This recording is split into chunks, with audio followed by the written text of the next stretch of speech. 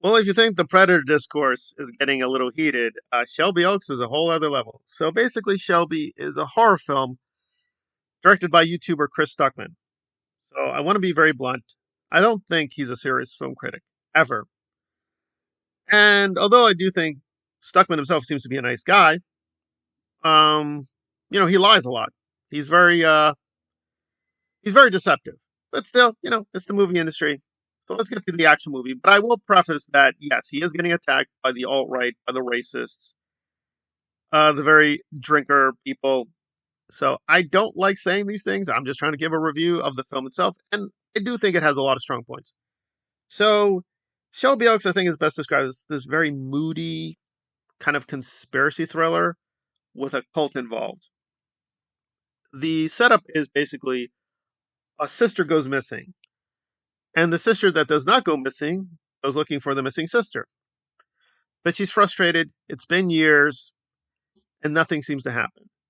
So the film starts off strong. It's basically about 10 to 20 minutes of this found footage and this YouTube channel that used to investigate the paranormal. I thought that was visually the strongest part of this film. But then it gets into the main mystery, cult horror, and it gets weaker and weaker. And it starts off literally with a bang because somebody decides to end their life in a dramatic fashion and give Riley a clue as to Kim. It doesn't matter. Like these characters were very thin. But I disagree with a lot of people that everything is garbage. No, I actually was very intrigued with Mia and her journey. And if you do know horror, and I do, you'll get a lot of the references, but he is going very obscure. So it's a very M. Night Shyamalan, Quentin Tarantino kind of film, and it is well composed in terms of the shots. It is very professional looking. I didn't like a lot of the sound or music, frankly. I mean, let's put it this way: he has this very creepy sound design, which is fine, but then he overuses it, so it got a little annoying after a while. That said, it's a fairly plain mystery. She gathers clues, more clues. Keith David shows up for a really great. That's a really great cameo. Very excellent. And she has this epiphany on where she thinks the sister is, and it turns more and more crazy. I'm not going to give away the revelation or the plot. This is no spoiler. But if you know the tropes, you're going to be like, oh, okay. And I think somebody put it best. And this is a person, again, not hating Stuckman, was like, this feels like a video game. It doesn't feel like a cinematic narrative. It's just like you go to point A to point B, you get a key card or the halo or a save point, and then you move on to the journey. And that's literally what it is. It's more like you're getting from level to level, but it's very slow. So I found it a very effective, moody piece. That's the strongest point. But collectively, was this a good movie? The answer is no. Was it good enough? Maybe. I mean, I think it is a bad film, but it is a lot better than many other films. So I'd have to say, like, Predator Badlands is a better film than this. However, this film was a lot better than him, a really bad horror movie. It was also way better than Weapons. So it's a lot better than probably most films this year. But I still think he made a lot of mistakes and a lot of errors and really baffling decisions. However, there were large parts I found fine. I am okay with a very slow moving narrative. And I think the problem is that having a good actress, he should have leaned into more of Mia's journey, but everything just feels functional, right? Like Sister One goes to Sister Two. And when you get the twists and you really think the twist through, oh, this is just hereditary. He just did a different version of hereditary. And you're kind of like, okay. And it's the same problem I had with Hereditary. And I gave that like a very severe 2 out of 10. I think it's one of the worst films I've ever seen. But again, like Hereditary, it does look good. It does sound good. The actors are very good performances, some impressive visual effects. Some of the visual effects here, though, are really bad. But for the most part, the visual effects were really, really good. For the budget, they were excellent. Same thing with Ari Aster. With Hereditary, it looks good for the budget. That said, the main story is basically a set of tricks. And, good or bad, I like this a lot better because Chris Stuckman is up front. Like you're going to know very early on what the tricks are. If you pay attention, it's rewarding to you. But with Hereditary, I think the tricks were really stupid beyond a certain point. Was this a great horror film? No, I was never scared for 1 second.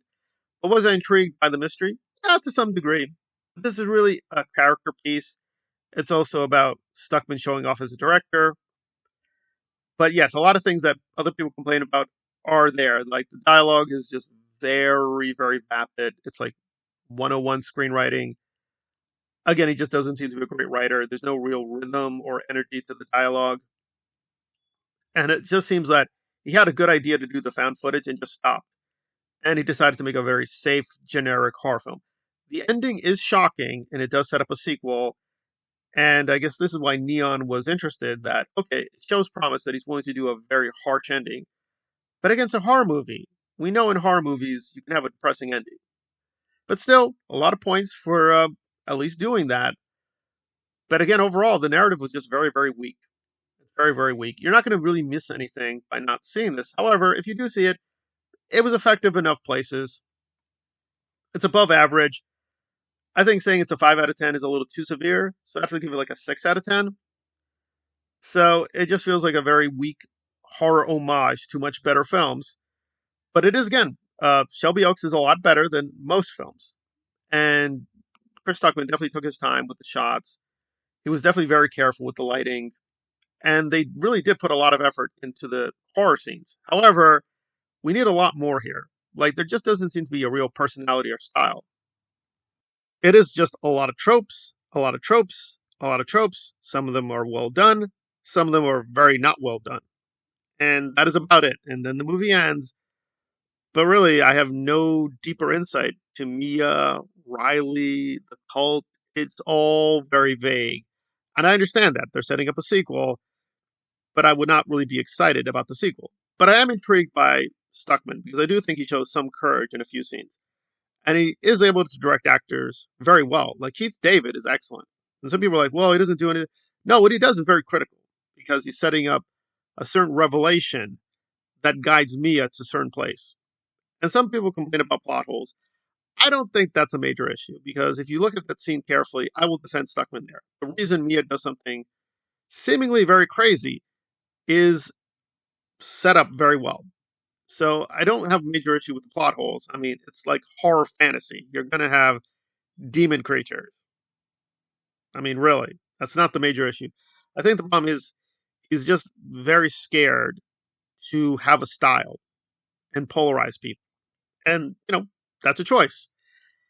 So I don't know if Chris Stuckmann is a really bad director because this one was fairly no personality, no real personality. And the script is uninspiring, and that's true, but I don't think it was ever meant to inspire. It is clearly just built upon stealing, borrowing from better horror movies. So there's a very George Lucas feeling to this whole thing of just borrowing and stealing from others and just being passively directing and saying, again, it's a lot better than even George Lucas. George Lucas just says, more intense. So Stuckmann is a little better than that, but we end up in the same place that these are a lot of interesting ideas, but the person doesn't have much of an artistic voice. And that's the same problem with Lucas. He is an artist, but the artistry is very weak because it's not standing on its own 2 feet. It's just borrowing way too much from others. So it is kind of borrowed glory. That said, if you're just in the mood for a very nice horror thriller with a conspiracy cult angle, this will be just fine. So if you can afford to do it, you're not going to be disappointed to see this in theaters. But after you're done seeing it, you'll probably be like, okay, that was fine. And you move on with your life. So I do want to say support Chris because I think Neon is a very good studio. But yeah, it seems like they're trying to groom an up and coming talent. That this is not like this shocking, great debut. The new M. Night Shyamalan is here. It's more like this is a very professionally done piece. It's effective in some places, but in too many other places, just very drowsy and sleep inducing. And there you go. That's Shelby Oaks.